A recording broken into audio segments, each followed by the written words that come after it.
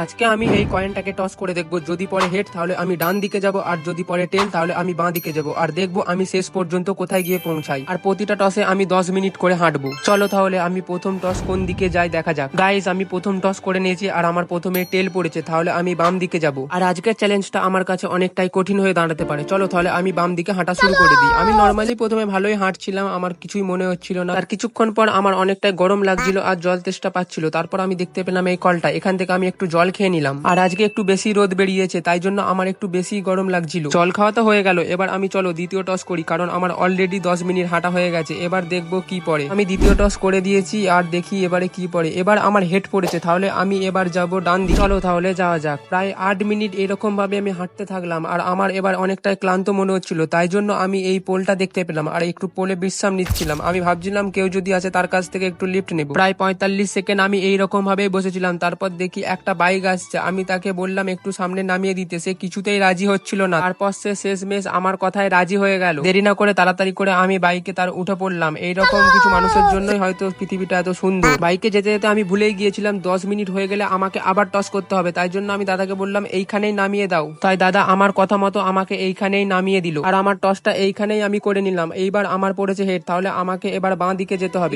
রাস্তা ধরে আমি সোজাই যাচ্ছিলাম আর সোজা যেতে যেতে আমি কোথায় গিয়ে পৌঁছে গেলাম দেখো গাইস। আর শেষমেশ আমি বাঁশ বাগানে এসে পৌঁছালাম। আর এখানে অনেকটাই বাজে গন্ধ ছাড়ছিল। আর কিসের গন্ধ ছাড়ছিল তোমরা অবশ্যই বুঝতে পেরে গেছো। আমার এই কষ্টের জন্য তোমরা চ্যানেলটাকে অবশ্যই সাবস্ক্রাইব করে দিও।